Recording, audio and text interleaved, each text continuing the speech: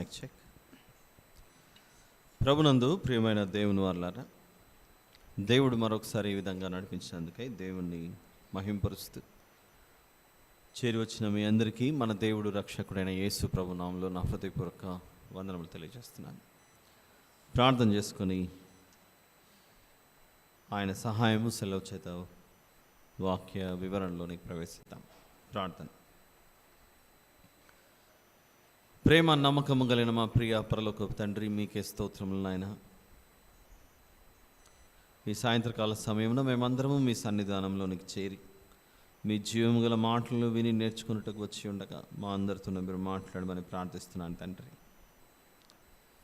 మీ చిత్తమును మేము సంపూర్ణంగా తెలుసుకున్నట్టుకు ఈ సందేశాలు ఎంతగానో ఉపయోగపడటకు సహాయం చేయమని ప్రార్థిస్తూ మీ ఆత్మ నడిపింపును మా అందరికీ దయచేయమని వేడుకొనొచ్చు. మా ప్రభువును ప్రియరక్షకుడైన యేసు ప్రభు వారి పేరిట ఈ కృతజ్ఞతాస్తుతి ప్రార్థన మీకే సమర్పించి ప్రార్థించి వేడుకొంచున్నాను తండ్రి. ఆమేన్.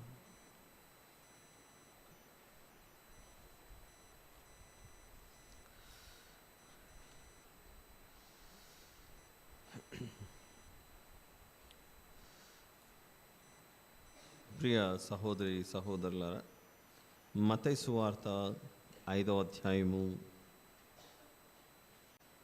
13వ వచనాన్ని మనము ధ్యానిస్తున్నాం. మీరు లోకమునకు ఉప్పు అయి ఉన్నారు. ఉప్పు నిస్సారమైతే అది దేని వలన సారము పొందును? అది బయట పారవేయబడి మనుషుల చేత త్రొక్కబడుటకే కానీ మరి దేనికిని పనికిరాదు. నిన్నటి దినాన మనము ఉప్పును ఎన్ని ఉపయోగాలకు అన్న విషయాన్ని, ఉప్పును ఎన్ని ఉపయోగాలకు ఉపయోగించారు అన్న దాంట్లో 5 ప్రధాన భాగాలు చూసాం. 5లో 3 వివరించుకోగలిగాము. ఇంకా మిగిలినవి 2 ఈరోజు మనం ముగించుకోవాలి. మొదటిది రుచి తీసుకురాగలిగేదైతే, రెండవది భద్రపరచుటకైతే, మూడవది బలియాగము లేదా నైవేద్యము చేయుటకు, ఇక 4వదే నాశనం చేయుటకు. అక్కడ ఆగిపోయింది మనది. ఉప్పును నాశనం చేయడానికి కూడా ఉపయోగిస్తారా? మన సొంత మాటల్లో ఏదైనా ఆలోచిస్తే అది తప్పు అవుతుంది. దేవుని వాక్యం ఎప్పుడు కూడా మనుషుల జ్ఞానాన్ని బట్టి అది ప్రకటించబడకూడదు, వివరించబడకూడదు. దేవుని యొక్క ఉద్దేశాలను ఆత్మానుసారులుగానే, వాక్యానుసారులుగానే మనం ఆలోచించాలి. అందుకే మనుషులను సంతోషపెట్టేవారుగా వాక్యం ఎప్పుడు ఉండకూడదు. గలతీ పత్రిక 1వ అధ్యాయంలో మనుషుల మెప్పు పొందుకోవడానికి వాక్య ప్రకటన జరుగుతూ పోతే దానివలన దేవుని రాజ్యానికి ప్రయోజనం ఉండదు. దానివలన ఇంకా నష్టమే చేకూరుతుంది కానీ లాభం ఉండదు. గలతీ పత్రిక 1వ అధ్యాయము 10వ వచనాన్ని చూద్దాం ఒకసారి. 10వ వచనం, ఇప్పుడు నేను మనుషుల దయను సంపాదించుకొన చూచుచున్నానా, దేవుని దయను సంపాదించుకొని చూస్తున్నానా? నేను మనుషులను సంతోషపెట్టగోరుచున్నానా? నేను ఇప్పటికీ మనుషులను సంతోషపెట్టేవాడనైతే క్రీస్తు దాసుడును కాకయే పోవుదును. మీరు లోకమునకు ఉప్పై ఉన్నారు అని మనల్ని సాల్ట్ అంటున్నాడు ఆయన మనల్ని ఉప్పు అంటున్నాడు. అయితే ఉప్పును ఎన్ని విధాలుగా దేవుడు ఉపయోగించాడు అనేది చూస్తే మనము నిన్నటి వరకు 3 ప్రధాన భాగాలు చూసాం. ఈరోజు 4వ దాంట్లో దేవుని మాట వినకపోతే నాశనం చేయడానికి ఉప్పును ఉపయోగించాడు దేవుడు. అది మనము ఆదికాండము 19వ అధ్యాయంలో చూడగలరు.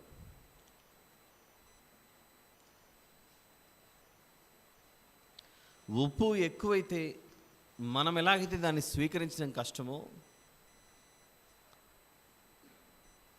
ఇంకా అధిక మొత్తంలో దానిని ఉపయోగిస్తే దేనికి పనికి రాకుండా పోయే పరిస్థితి.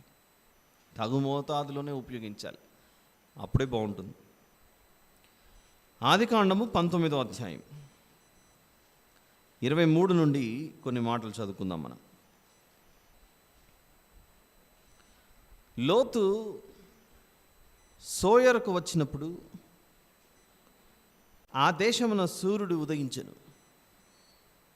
అప్పుడు యెహోవా సొదొమ మీదను గొమొర్రా మీదను యెహోవా యొద్ద నుండి గంధకమును అగ్నిని ఆకాశము నుండి కురిపించాడు. Note this point. ఆదికాండంలో కనబడుతోంది గంధకమును అగ్నిని అన్నాడు అక్కడ. ఆ తర్వాత అలా చదువుకుంటూ ముందుకెళ్తే ఆ పట్టణములను, ఆ మైదానం అంతటిని, ఆ పట్టణములలో నివసించిన వారిని అందరినీ, నేల మొలకలను నాశనము చేశాను. లోతు గారిని, తన కుటుంబాన్ని దేవుడు రక్షించాడు. అయితే ఆ కుటుంబానికి దేవుడిచ్చిన ఆజ్ఞ ఏంటంటే, అదే అధ్యాయం 17వ వచనంలో ఉంటుంది. ఆదికాండం 19వ అధ్యాయము 17వ వచనం. ఆ దూతలు వారిని వెలుపలికి తీసుకుని వచ్చిన తర్వాత ఆయన, నీ ప్రాణమును దక్కించుకున్నట్లు పారిపోము, నీ వెనుక చూడకుము అని అన్నది. అక్కడ నీ వెనుక చూడకుము, చూడొద్దు, వెనక్కు ఏం జరుగుతుందో చూడకు అని చెప్పాడు.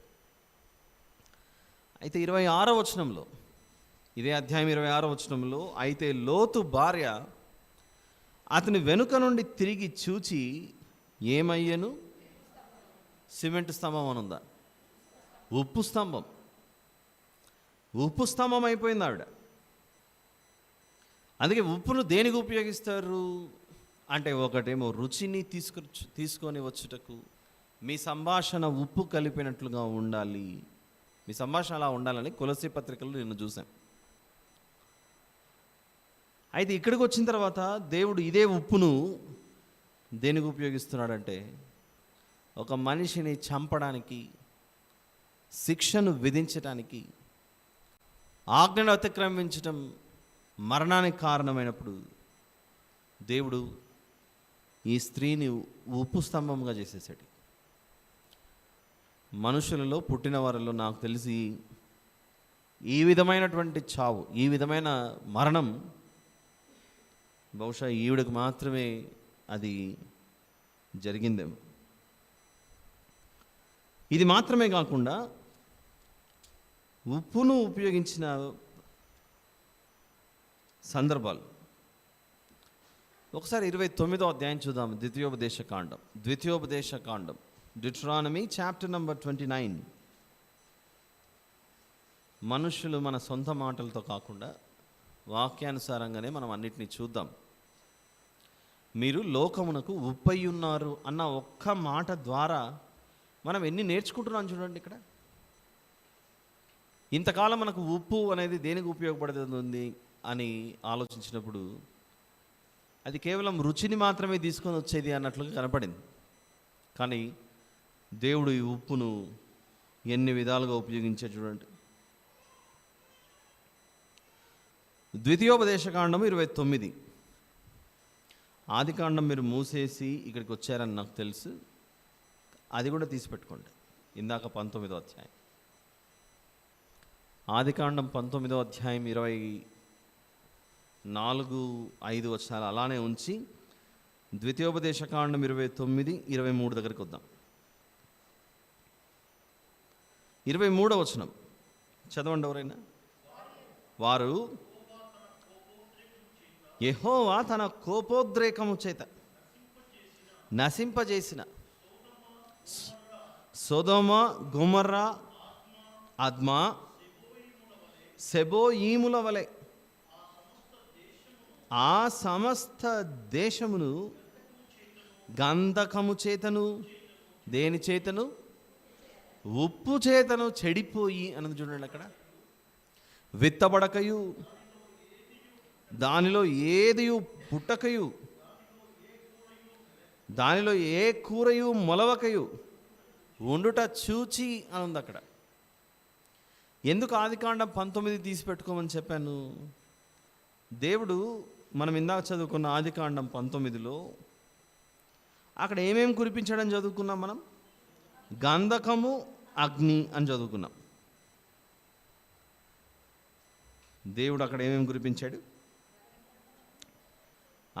ఆదికాండం 19:24లో దేవుడు యెహోవా సొదొమ మీదను గొమొర్రా మీదను యెహోవా యొద్ద నుండి గంధకమును అగ్నిని ఆకాశం నుండి కురిపించి అని ఆదికాండంలో ఆ సందర్భం చూశాను. కానీ డ్యూటెరానమీ ద్వితీయోపదేశకాండానికి వచ్చేసరికి దేవుడు మనకు మరింత సమాచారం ఇస్తున్నాడు. ఆయన అగ్నితో పాటుగా అక్కడ ఏమి కురిపించాడట? ఉప్పును కురిపించాడట. ఉప్పు చేత దానిని నాశనం చేశాడు. 23వ వచనం ద్వితీయోపదేశకాండము 29-23. వారు యెహోవా తన కోపోద్రేకము చేత నశింపజేసిన సొదొమ గొమొర్రా అనే మనం విన్నాం. కానీ దానితో పాటుగా ఇంకా కొన్ని ఊర్ల పేర్లు చెప్తున్నాడు దేవుడు అక్కడ. అద్మా సెబోయీములు కూడా అట.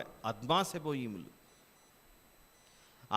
సెబోయీముల వలె ఆ సమస్త దేశమును గంధకము చేతను ఉప్పు చేతను చెడిపోయి, అంటే ఉప్పు ఎక్కువగా ఒక ప్రాంతంలో చల్లితే చివరికి అది ఆ నేల పనికి రాకుండా పోతుందట. ఉప్పు ఎక్కువగా చల్లితే తగు మోతాదులో చల్లకుండా అంతకంటే ఎక్కువగా అది అక్కడ నింపబడితే చెడిపోతుందట. విత్తబడకయు దానిలో ఏదియు బుట్టకయు దానిలో ఏ కూరయు మొలవకయు ఉండుట చూచి. అంటే ఆనాటి మనుషులకు ఇక్కడ చెప్పబడిన వాక్యం ఒక బలమైన ఆధారంగా దొరికింది. ఏంటి? ఆ కాలంలో ఇక్కడ జనవాసం జరగకూడదు, ప్రజలు ఇక్కడ నివసించకూడదు అని అంటే ఈ ప్రాంతం అంతా దేంతో నింపేయాలి? ఉప్పుతో నింపేస్తే ఇంక ఈ ప్రాంతం పనికి రాకుండా పోతుంది అనే అవగాహన పరోక్షంగా దేవుడు సొదొమ గొమొర్రాల మీద, అద్మా సెబోయీముల మీద కురిపించిన ఈ ఉప్పు ద్వారా ఒక సందేశం వెళ్ళింది. ఒక ప్రాంతంలో ఉప్పు అధిక మొత్తంలో మనము కుమ్మరిస్తే ఆ నేల సారవంతం లేకుండా పాడైపోతుంది అన్న విషయం వారికి తెలుసు. కనుకనే ఒక సందర్భంలో ఇదే బైబిల్ గ్రంథంలో ఒక వ్యక్తి ఒక ఊరి మీదకి యుద్ధానికి వెళ్తాడు. ఒక ఊరి మీదకి యుద్ధానికి వెళ్ళి ఆ యుద్ధంలో ఆ ఊరిని అంతటిని ఓడించిన తర్వాత మీ ఊరు ఇంకా పనికి రాకుండా చేయాలని ఆ ఊరు మొత్తం ఉప్పు జల్లేసి వస్తాడు. అలాంటి జరిగిందో లేదో ఒకసారి మనం న్యాయాధిపతుల పుస్తకం 9వ అధ్యాయం చదువుదాం. న్యాయాధిపతుల పుస్తకం 9వ అధ్యాయం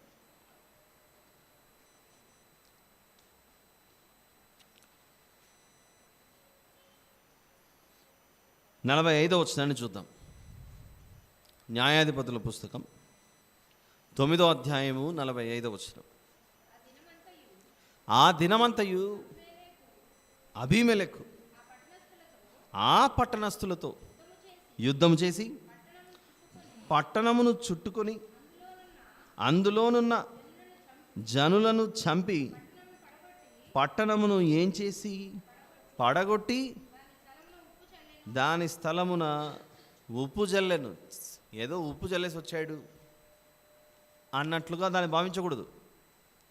ఈ పట్టణం మీదకి నేను యుద్ధానికి వెళ్ళాను, ఈ పట్టణం నా చేత కూల్చబడింది, అందులో ఉన్న జనాలందరినీ నేను చంపేశాను, ఇక ఈ ఊరిలో ఏ మనిషి కనపడకూడదు, వీళ్ళు చనిపోయిన తర్వాత మళ్ళీ ఇంకొకరు ఎవరైనా వచ్చి అక్కడ కాపురం ఉండాలి అని అన్నా కూడా, నివాసం ఉండాలన్నా కూడా నివాస యోగ్యముగా పనికి రాకుండా మారాలి అని అంటే నేను గెలిచిన ఈ పట్టణం మీద నేను ఉప్పు జల్లేసి రావాలి అని అబీమెలెకు ఈ వ్యక్తి ఉప్పును జల్లేసి వస్తాడు అక్కడ.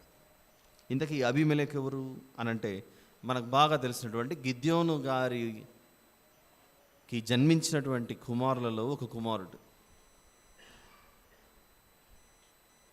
గిద్యోను గారికి ఉన్న ఉపపత్ని ద్వారా జన్మించినటువంటి కుమారుడే ఈ అబీమెలెకు. అబీమెలెకు మాత్రమే కాకుండా గిద్యోను గారికి ఇంకా 70 మంది కుమారులు ఉంటారు. అయితే ఉపపత్ని ద్వారా జన్మించిన ఈ అబీమెలెకు మా నాన్న చనిపోయిన తర్వాత ఈ 70 మంది కుమారులలో ఎవరో ఒకరు మా నాన్న పాత్ర తీసుకుంటారు, అది ఎవరికి దక్కకుండా నేనే దాన్ని తీసుకోవాలన్న ఆశతో అప్పుడు తిరగబడి ఆ 70 మంది కుమారులను హతమార్చి అందులో ఒకరే ఒకరు తప్పించుకుంటారు. ఆ 70 మంది కుమారులను మీరు టైం ఉంటే ఇంటికి వెళ్ళి న్యాయాధిపతులు 8వ అధ్యాయము 9వ అధ్యాయం 2 చదవండి. అక్కడ జరుగుతున్న సంఘటనలు మీకు చక్కగా అర్థమవుతాయి. అలా అబీమెలెకు అనే ఈ వ్యక్తి ఆ పట్టణం మీద ఉప్పు జల్లేసి వస్తాడు. ఈ పట్టణం మీద ఉప్పు జల్లితే పనికి రాకుండా పోతుందనే అవగాహన అబీమెలెకుకు ఎలా తెలిసి ఉండాలి? ఒకప్పుడు దేవుడు ద్వితీయోపదేశకాండంలో మోషే గారి ద్వారా రాయించాడు. సొదొమ, గొమొర్రా, అద్మా, సెబోయిము అను ఈ ప్రాంతాల మీద దేవుడు ఉప్పును కుమ్మరించాడట. అందుకే ఈ ఉప్పును దేనికి ఉపయోగిస్తున్నారు అన్న ఈ వివరణలో 1 రుచి కలిగించుటకు, 2 భద్రం చేయుటకు, 3 నైవేద్యము లేదా ప్రభువుకు బలియాగం అమ్ముటకు, 4 నాశనం చేయుటకు. ఇంతవరకు ఈ వచనాలన్నీ మనం పాత నిబంధనలోనే చూసాం. ఉప్పును నాశనం చేయుటకు ఉపయోగించారన్న విషయం. ఉప్పును నాశనం చేయడం అంటే ఉప్పు నాశనం కాదు, ఉప్పు ద్వారా దేవుడు శిక్షను పంపించడం, పనిష్మెంట్. ఇవన్నీ మనం అర్థం చేసుకోగలిగితే చివరికి యేసు ప్రభువే అంటాడు, ఉప్పుతో మిమ్మల్ని నాశనం చేస్తాను నా మాట వినకపోతే అంటాడు యేసు ప్రభు. మనకు అది చాలా విచిత్రంగా అనిపించవచ్చు. చూద్దాం అది. మార్కు సువార్త 9వ అధ్యాయం. ఆయన మాటలు విని గైకొనకపోతే, ఆయన ఆజ్ఞలను పాటించకపోతే ఉప్పు పెట్టి నిప్పు పెడతానని కూడా అంటాడు ఆయన. ప్రేమామయుని నోట అలాంటి మాటలు వచ్చాయని నమ్మకం అనిపిస్తుందా మీకు? ఆయన మాటలు ఏదో పత్రికల్లో అంటే ఇదంతా ఎవరో రాశారని మనం అనుకునే అవకాశం ఉందేమో. ఇప్పుడు మనం చూస్తున్నది మార్కు సువార్త అని అంటే ఆయన శరీరధారిగా మన మధ్యలో నివసించిన కాలం అది. నిజానికి పత్రికలు కూడా చాలామంది అపోస్తలులు రాశారని మనం అనుకోవచ్చు. కానీ పరిశుద్ధాత్మ దేవుడు వారిలో ఉండి రాసి వారితో వ్రాయించినటువంటి మాటలు అవి. మార్కు సువార్త 9వ అధ్యాయము 49వ వచనాన్ని చూడండి ఒకసారి. మార్కు సువార్త 9వ అధ్యాయము 49వ వచనం. ప్రతి వానికి ఉప్పు సారము అగ్ని వలన కలుగును. చాలు. ఈ వచన భావం ఏంటి? ప్రతి వానికి ఉప్పు సారము అగ్ని వలన కలుగును అని యేసుప్రభు చెప్తున్న మాట ఇది. ఎవరో చెప్పిన మాట కాదు, సాక్షాత్తు లోకరక్షకుడు చెప్తున్న మాట ఇది. దానిపైనే 48వ వచనంలో నరకమున వారి పురుగు చావదు, అగ్ని ఆరదు అని చెప్పి ప్రతి వానికి ఉప్పు సారము అగ్ని వలన కలుగును. ఉప్పు సారం అగ్ని వలన కలుగును అంటే దాని భావం ఏంటి? What is the meaning of it? ఎవరి దగ్గర ఇంగ్లీష్ బైబిల్ ఉందా ఇక్కడ? ఎవరి దగ్గర లేదా? ఉందమ్మా ఎవరి దగ్గర? నోబడి. సరే, నా ఫోన్లోనే ఇంగ్లీష్ బైబిల్ ఓపెన్ చేసి చదువుతాను, వినండి. ఉందామా? ఓకే.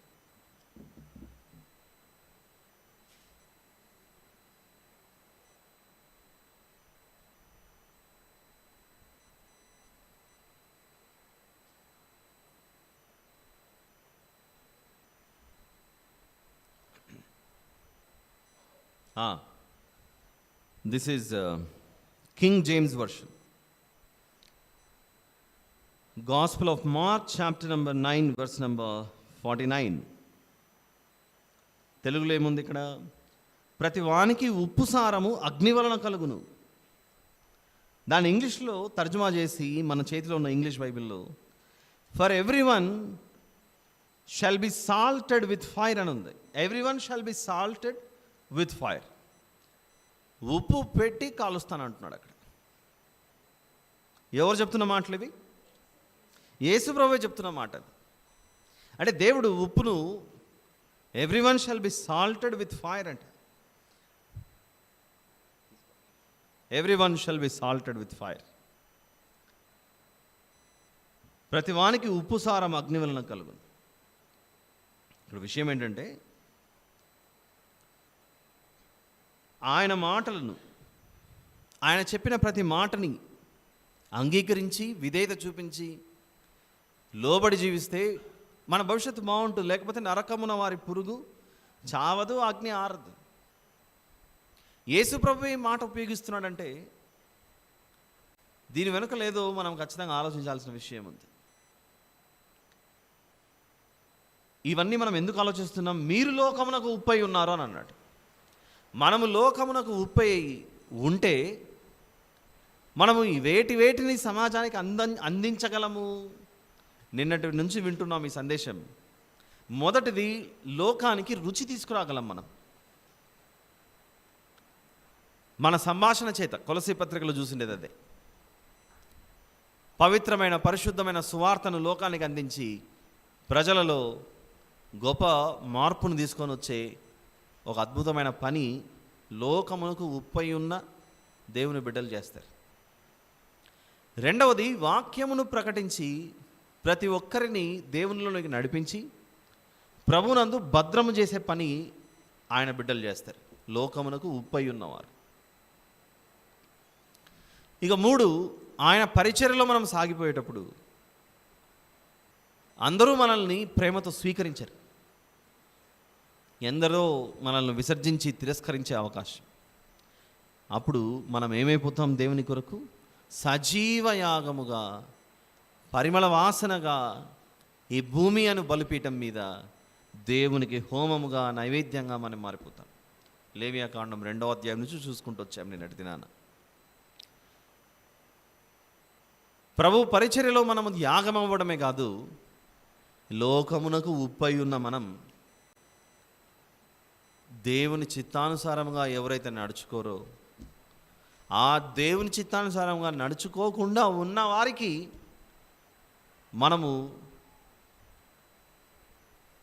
గొప్ప వినాశనాన్ని తీసుకొని వచ్చే మాటలు ప్రకటిస్తూ ఉంటాం. మనకేమో రక్షణ, వారికేమో నాశనం. ఎవరికి నాశనము? అవిధేయులకు నాశనం. సువార్త చెప్పేటప్పుడు ఏం చెప్తాను చెప్పండి? యేసు ప్రభువులో ఉంటే నువ్వు క్షేమంగా ఉంటావు. నోవాహు గారు తన కుటుంబం అంతటితో కలిసి ఓడలో ఉంటే క్షేమంగా ఉంటారు. లోతు గారు తన కుటుంబంతో క్షేమంగా ఉండాలంటే దేవుడు చెప్పినట్లు ఆ ప్రాంతాలను విడిచి బయటకు వచ్చేయాలి, దేవుని మాటలకు విధేయత చూపించి రక్షింపబడాలి. అదే సమయంలో లోతు గారు ఆ సొదొమ గొమొర్రా ప్రజలకు ఏం చెప్పాడు? నాయన, ఇంత పాతకం కట్టుకొనకుడి అని చెప్తాడు 19వ అధ్యాయంలో, ఆదికాండం 19వ అధ్యాయంలో. ఇంత పాపం చేయకుండా అని చెప్తున్నాడు. ఒకవైపు తన కుటుంబాన్ని భద్రం చేసుకుంటున్నాడు, మరొక వైపేమో ఇంత పాతకం కట్టుకొనకుడి అని చెప్తున్నాడంటే ఆయన చెప్పినటువంటి మాటను ఆ ప్రజలు వెంటనే విధేయత చూపించింటే వారు బ్రతికుండేవారు. అలా లేదు కనుక వారి మీదికి ఏకంగా అగ్ని గంధకాలు ఉప్పు అలా కురిశాయి. మనందరికీ బాగా తెలిసిన ఒక సందర్భమే, మీరు లోకమునకు ఉప్పై ఉన్నారు అన్నప్పుడు పేతురు గారు లోకమునకు ఉప్పై ఉన్న వ్యక్తా కాదా చెప్పండి? ఉప్పే. ఆ పేతురు గారు, అననీయ, నీ పొలమును ఇంతకే అమ్మితివా అంటే ఇంతకే అమ్మితిని అన్నాడు మా అపోస్తుల కార్యం 5వ అధ్యాయంలో. కానీ అననీయ ఏం చేశాడు? కొంత దాచుకొని తెచ్చి దేవునికి సమర్పించాడు. అక్కడ ఈ బుద్ధి ఆ అననీయాలో పుట్టగానే సందేశం, సమాచారం ఎవరికి తెలిసిపోయింది? పరలోకముందున్న దేవునికి తెలిసిపోయింది. పేతురు గారికి దానిని తెలియపరిచాడు. ఆ క్షణమే అననీయ అక్కడికక్కడే పడి చచ్చిపోయాడు. ఉప్పై ఉన్న ఈ శిష్యుడు మాట పలుకగానే వారి మీద శాపంగా మారింది అది. అమ్మా, మీరు ఈ పొలమును ఇంతకే అమ్మితిరా అని అంటే భర్తతో ఏకమై సప్పీరా కూడా ఏం చేసింది? అబద్ధాలాడింది, ప్రాణం పోగొట్టుకుంది. రక్షణలో పేతురు గారు ఉన్నారు, నాశనంలోకి ఇద్దరు భార్యాభర్తలు వెళ్ళిపోయారు. అలానే ఇదే కొంచెం ముందుకెళ్ళి అపోస్తలుల కార్యముల్లో 8వ అధ్యాయంలో సీమోను అని ఒక వ్యక్తి కనబడతాడు. సీమోను పేతురు గారు కాదు, మరొక సీమోను. 17వ వచనం నుండి చూద్దాం. అపోస్తలుల కార్యములు 8వ అధ్యాయము 17వ వచనం నుండి చూద్దాం. అప్పుడు పేతురును యోహానును వారి మీద చేతులుంచగా వారు పరిశుద్ధాత్మను పొందిరి. ఎవరు చేతులుంచితే పరిశుద్ధాత్మను పొందుకున్నారు? పేతురును యోహానును వారి మీద చేతులుంచగా అక్కడ ఉన్నవారు పరిశుద్ధాత్మను పొందిరి. అపోస్తలులు చేతులుంచుట వలన పరిశుద్ధాత్మ అనుగ్రహింపబడినని సీమోను చూచి, ఈ సీమోను గారడి విద్య చేసే ఒక సీమోను. ఆ సీమోను అన్న వ్యక్తి పేతురు గారి వద్దకు, యోహాను గారి వద్దకు వచ్చి ముందర ఏం పెట్టాడు? ద్రవ్యము పెట్టి, నేను ఎవరి మీద చేతులుంచుదునో వాడు పరిశుద్ధాత్మను పొందినట్లు ఈ అధికారము నాకు ఇయ్యుడని అడిగాను. అందుకు పేతురు, నీవు ద్రవ్యమిచ్చి దేవుని వరము సంపాదించుకుందునని తలంచుకునినందున నీ వెండి నీతో కూడా నశించునుగాక. ఏం కుమ్మరిస్తున్నాడు ఇప్పుడు? ఉప్పును కుమ్మరిస్తున్నాడు.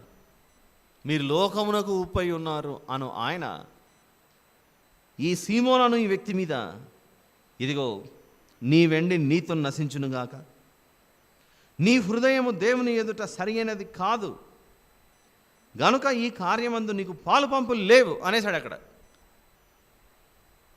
కాబట్టి ఈ నీ చెడుతనము మానుకొని మారు మనస్సు నొంది ప్రభువును వేడుకొనుము, ఒకవేళ నీ హృదయాలోచన క్షమింపబడవచ్చును. ఇంకొక మాట చెప్పాలంటే, ప్రభు వాక్యం చేత పట్టుకొని లోకమునకు ఉప్పై ఉన్నవారు సమాజంలోనికి వెళ్ళి ప్రజలకు ప్రకటించేటప్పుడు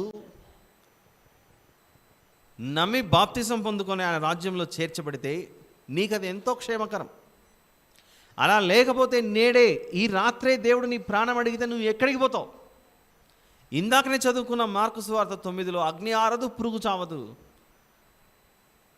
ప్రతి వానికి ఉప్పు సారము అగ్ని వలన కలుగును అని దేవుడు ఆ విధంగా పలుకుతున్నాడంటే, ఈ మాటలు చెప్పినప్పుడు అంగీకరించి లోనికి వచ్చిన వారు క్షేమంగా ఉన్నట్లు, అంగీకరించని వారు దేని వైపుకి వెళ్ళిపోయారు? నాశనం వైపు వెళ్ళిపోయారు.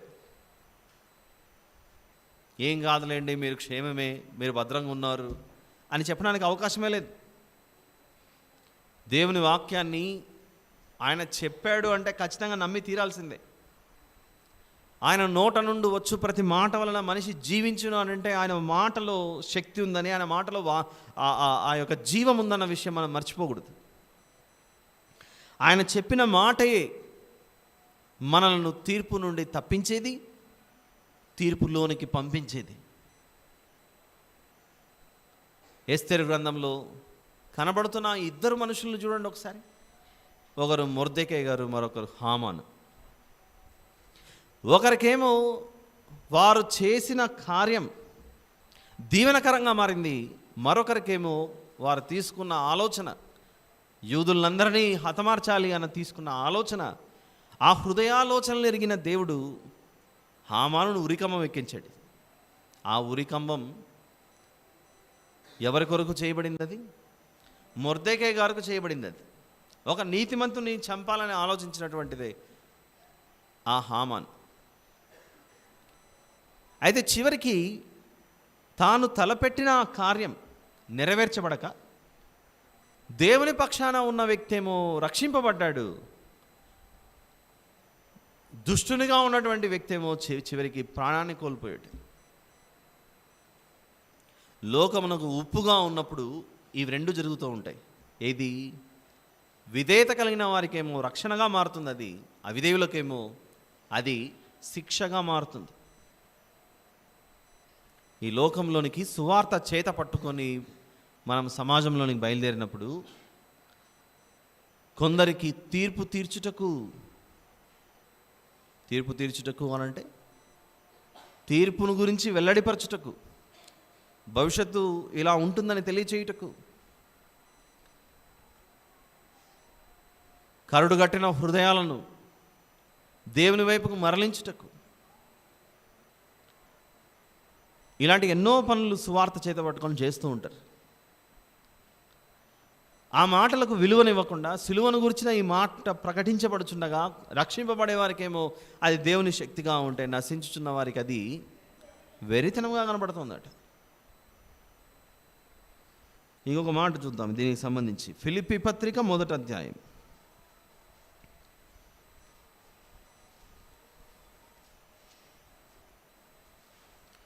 27-28 వచనాలు రెండు కలిసి ఉన్నాయి, దయచేసి గమనించండి.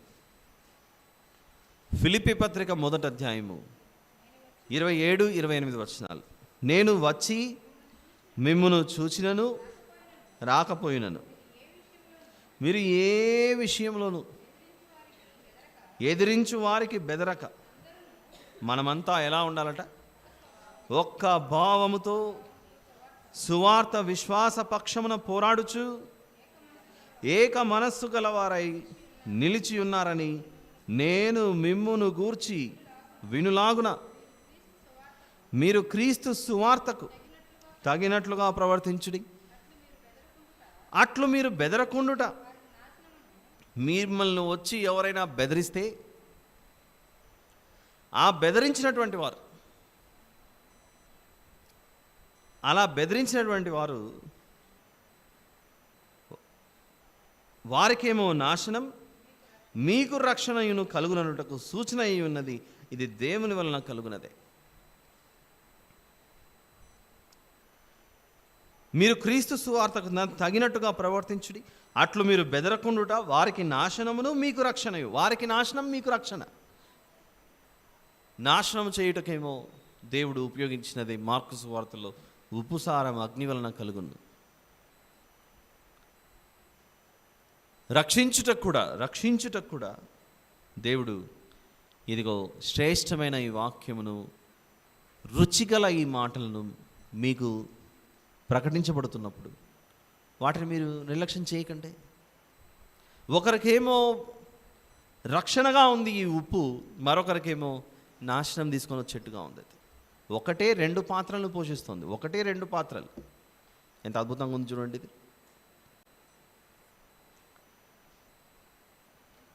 ఇకపోతే చివరిది, 5వది ఏమిటది? జీవింపచేయుటకు లేదా నిస్సారమైనది సారవంతముగా మార్చుటకు, చిగురింప చేయుటకు. ఇలాంటి పదాలు మనము ఈ 5వ దానికి. మొదటిదేంటి? రుచిని తీసుకొని వచ్చినది. 2 భద్రపరచుటకు.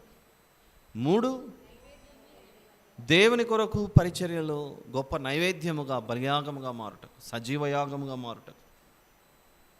4 నాశనము చేయుటకు. 5 ఎండిన జీవితాలను చిగురింప చేయుటకు, జీవింప చేయుటకు. ఇది ఎలా సాధ్యం? ఒక్కసారి యెషయా గ్రంథం 35వ అధ్యాయం చూద్దాం. యెషయా గ్రంథం 35, book of Isaiah chapter number 35,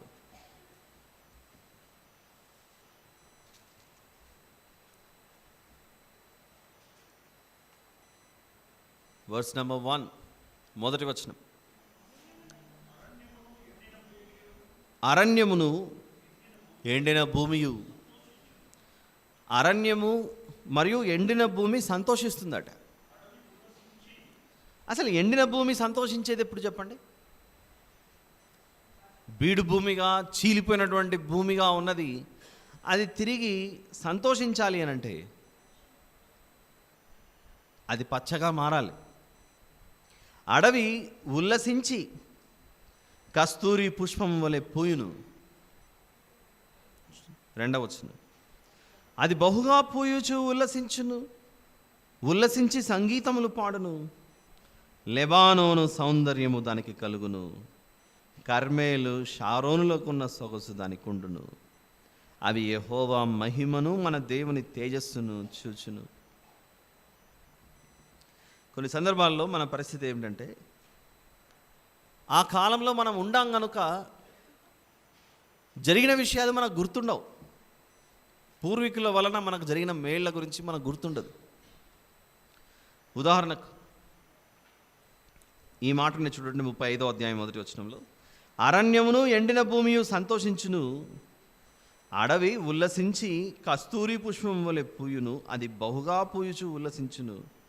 అంటే ఎండిన భూమి మళ్ళీ పుష్పము వలె అది పూస్తుందట, మళ్ళీ మొలుస్తుందట.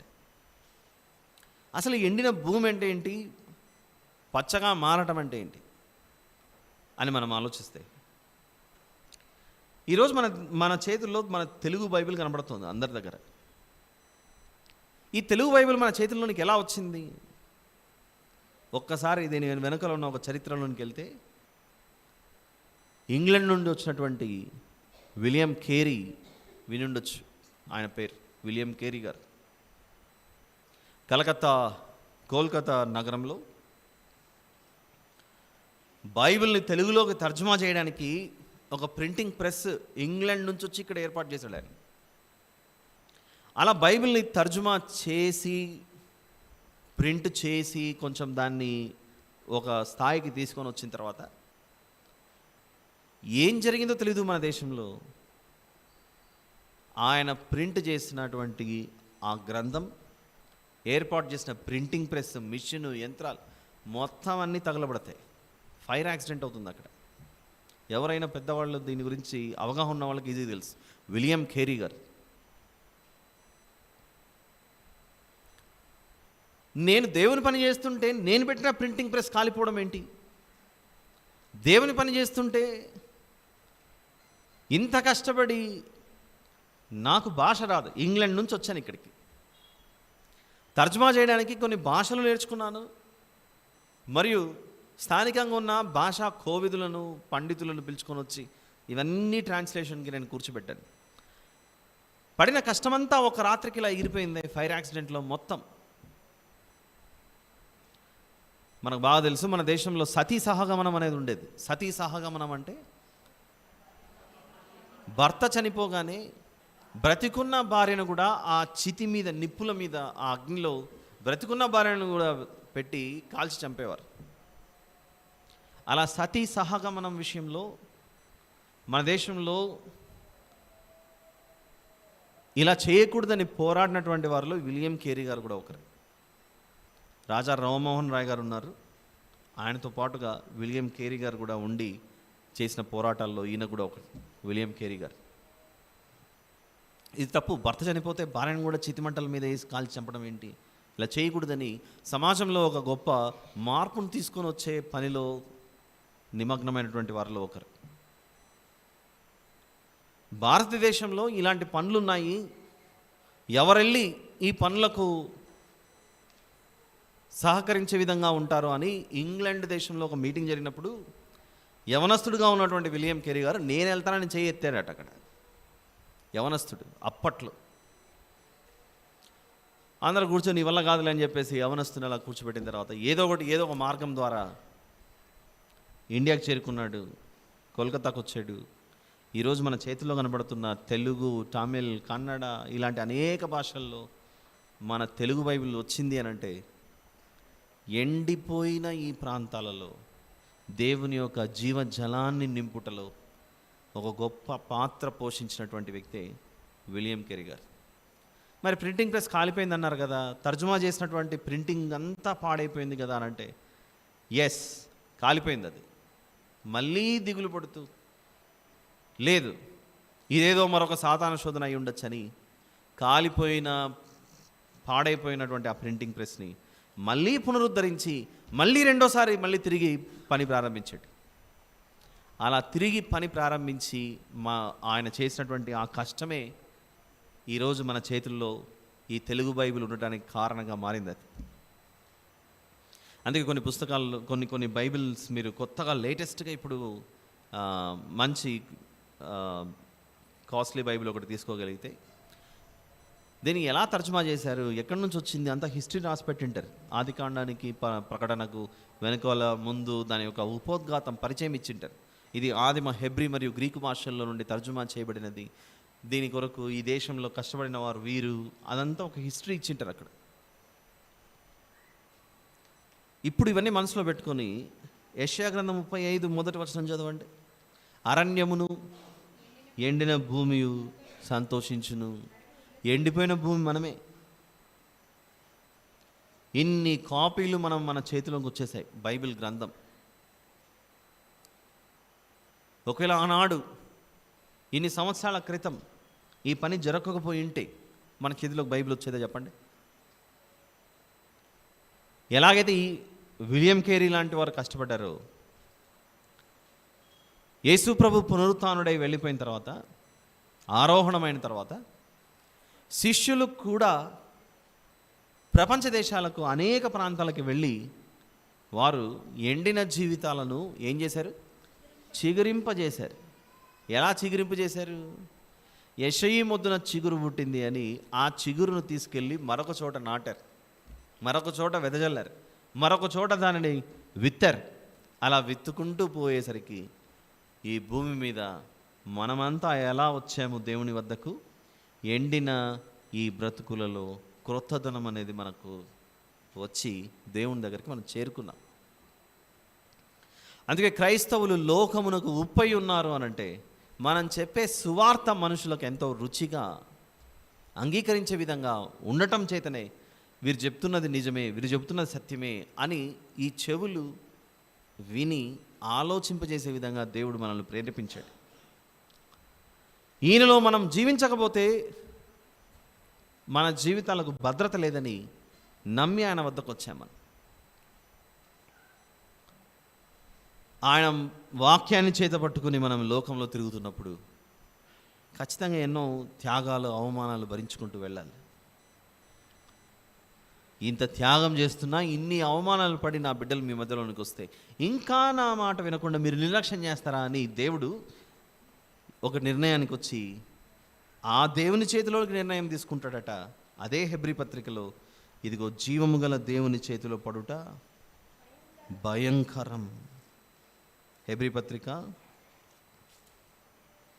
10వ అధ్యాయము 30-31 వచనాలు చదవండి ఎవరైనా గట్టిగా. హెబ్రీ పత్రిక, పగ తీర్చుట నా పని,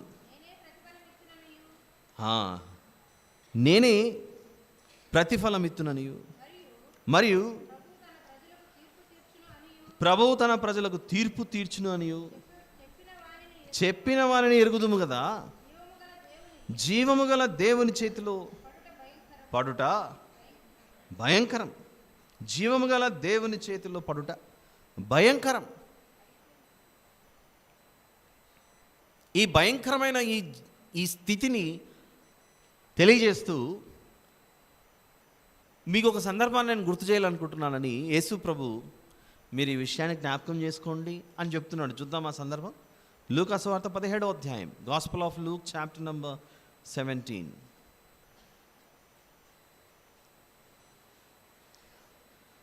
ఇప్పుడు మనం చదవబోయేది ఆ ఒక్క సందర్భమే ఒక వచనంగా రాస్తుంది అక్కడ. ఒక బైబిల్ వర్స్ ఒక వచనంగా ఉంది అక్కడ. ఒక వచనమే దాని కొరకు కేటాయించాడు దేవుడు. బైబిల్లో ఉన్న అన్ని వచనాలలో ఒక వచనం దీని కొరకు కేటాయించబడింది. ఆ వచనం ఏంటంటే లూకా సువార్త 17వ అధ్యాయము 32వ వచనం. 32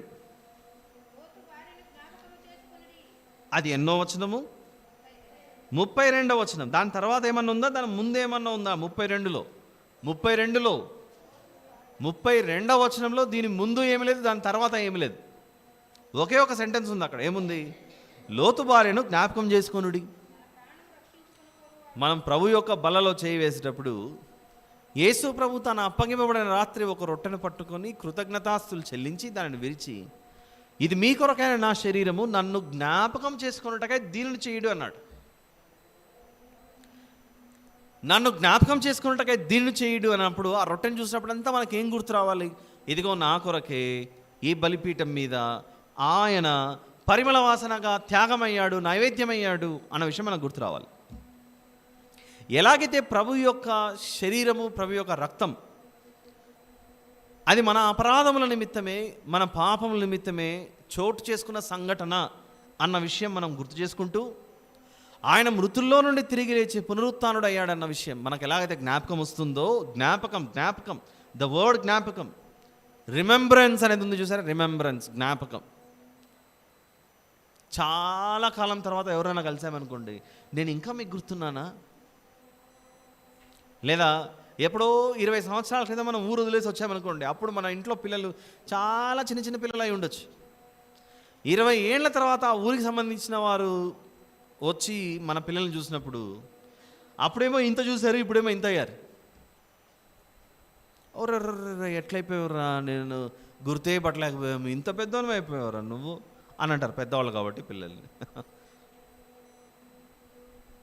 అంటే ఆ పెద్దగా అయినటువంటి ఆ బిడ్డను చూస్తూ వారి జ్ఞాపకాలలో ఏ రూపం గుర్తుంటుంది వారికి?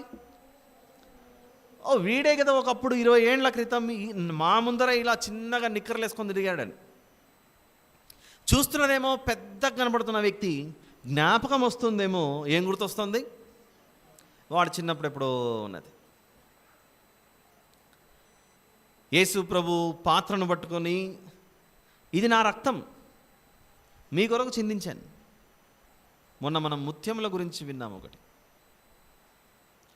ఒక అమూల్యమైన ముత్యమును కనుగొన్నాడట. ఆ అమూల్యమైన ముత్యము కొరకు అంతా ఇచ్చి ఆ ముత్యమును సంపాదించుకున్నాడట. ఆ ముత్యం ఎవరో కాదు, మనమే అని చెప్పుకున్నాం మనం. అమూల్యమైన రక్తం చిందించి అమూల్యమైన ముత్యాన్ని సంపాదించుకున్నాడు దేవుడు. ఎలాగైతే ఈ జ్ఞాపకాలు వస్తూ ఉంటాయో, మనం చదువుకున్న లూకా సువార్త 17:32లో ఎవరినో జ్ఞాపకం చేసుకోమంటున్నాడు. ఎవరినది? లోతు భార్యను జ్ఞాపకం చేసుకునుడి. అంటే ఆవిడ వల్ల మనకు చాలా మేలైంది, ఇంటింటికి వచ్చి కందిపప్పు శనగపప్పు మంచిందనా? ఉచితంగా లోతు భార్యను జ్ఞాపకం చేసుకోండి అంటే ఎందుకు జ్ఞాపకం చేసుకోవాలి? నేను చెప్పిన మాట వినక ఆవిడ మళ్ళీ వెనక్కు తిరిగి చూసింది. అందుచేత ఆవిడ ఏమైపోయిందంటే ఉప్పు సమమైంది, సాల్ట్ పిల్లర్గా మారిపోయింది. మీకు గుర్తుందా అంటున్నాడు దేవుడు అక్కడ. ఒకసారి జ్ఞాపకం చేసుకోండి. జ్ఞాపకం చేసుకునుడి అనే పదం మనకు రాగానే మనకు ఏ జ్ఞాపకాలు వస్తాయి? ప్రభు రాత్రి ఆ రోజు భోజనం చేసినప్పుడు రొట్టె ద్రాక్షరసాన్ని ఇచ్చాడు. అఫ్కోర్స్ అది గుర్తు రావాలి, ఎప్పటికీ గుర్తు రావాలి. అది అలా ఏదో చిన్నదిగా తీసి పక్కన పెట్టే విషయం కాదు అది.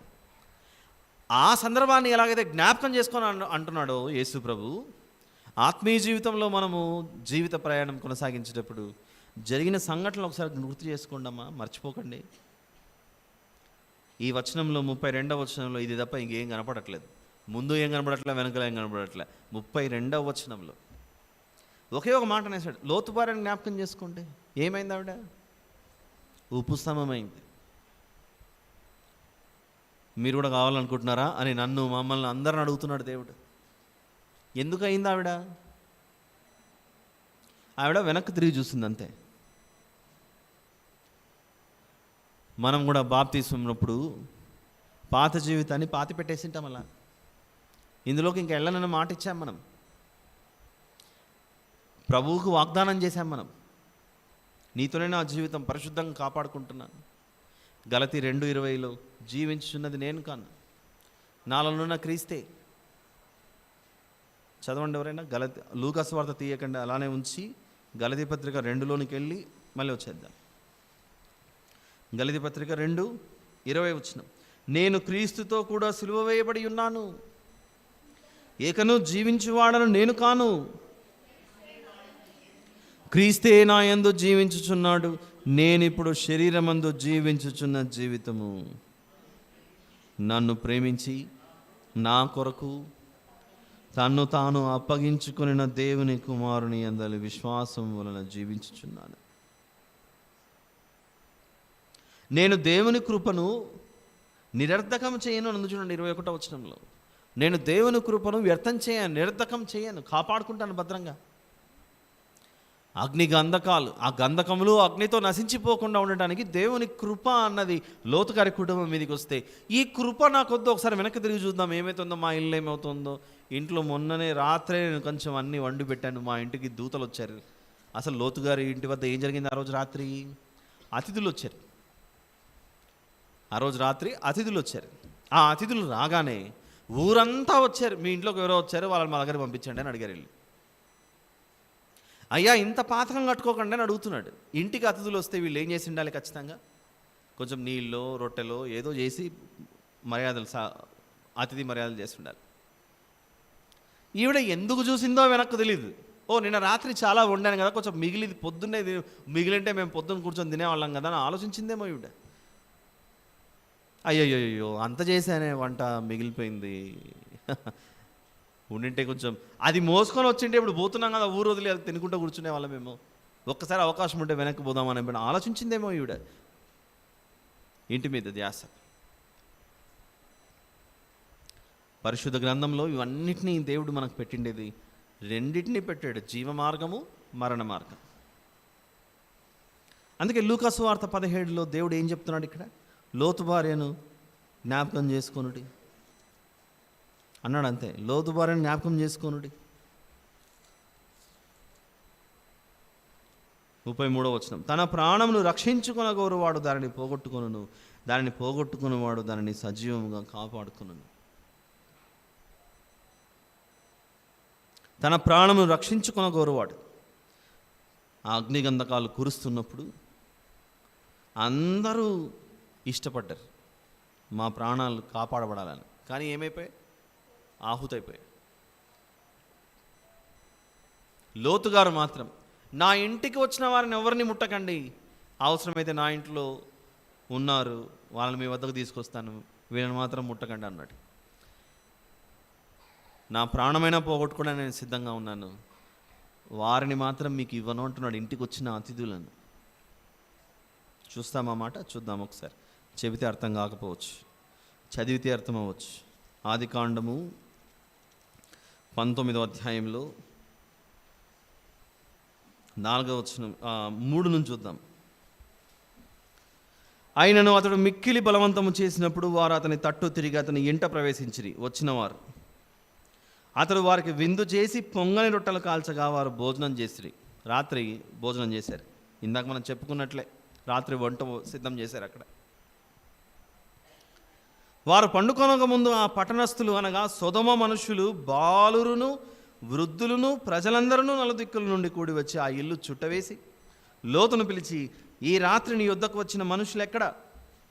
మేము వారిని కూడునట్లు మా యొద్దకు వారిని వెలుపలకు తీసుకుని రమ్మని అతనితో చెప్పగా, లోతు వెలుపల ద్వారమునొద్దనున్న వారి దగ్గరకు వెళ్ళి తన వెనుక తలుపు వేసి, అన్నలారా ఇంత పాతకము కట్టుకొనకుడి, ఇదిగో పురుషుని కూడని 2 కుమార్తెలు నాకున్నారు, సెలవైతే వారిని మీ యొద్దకు వెలుపలకు తీసుకుని వచ్చేదను, వారిని మీ మనస్సు వచ్చినట్లు. అలా అప్పచెప్పేస్తున్నాడు. అదే చెప్తున్నాడు లూకా సువార్త 17లో. ఆలోచించండి ఒకసారి.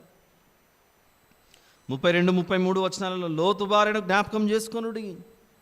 లూకా సువార్త 17:33, తన ప్రాణమును రక్షించుకొనగోరువాడు దానిని పోగొట్టుకొనును, దానిని పోగొట్టుకునేవాడు దాన్ని సజీవముగా కాపాడుకున్నాను. అందరూ నశించిపోయారు, లోతు గారు అతని కుమార్తెలు బ్రతికారు, బయటకు వచ్చారు.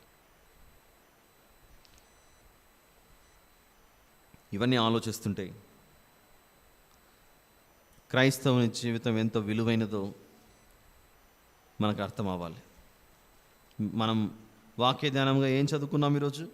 మత్తయి సువార్త 5:13. అలా 4 దాటుకొనే మనం వచ్చాము.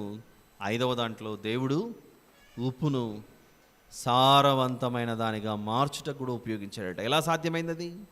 లోకంలో అనేక మంది ఈ ఎండిన ప్రాంతాలకు వచ్చి చిగురింపజేయుటకు దేవుని వాక్యాన్ని చేత పట్టుకొని వచ్చారు. వారు వేసిన వాక్యమును విత్తనమే ఈరోజు మనము దేవునిలో ఫలించుటకు గొప్ప ఆధారంగా మారింది. ఫలించిన మనం తిరిగి అనేక మందికి ఉపయోగపడే విధంగా మనం మారాలి. అది చెప్తున్నాడు. ఇంతవరకు మనం మత్తయి సువార్త 5:13 చూసాం. మీరు లోకమునకు ఉప్పయి ఉన్నారు. ఇక జీవితకాలం అంతా నేటి నుండి భవిష్యత్తులో మిమ్మును ఎవరైనా ఉప్పును దేనికి ఉపయోగిస్తారు అనే ప్రశ్న అడిగారనుకోండి, ఇక సమాధానం మీరేం చెప్పాలి?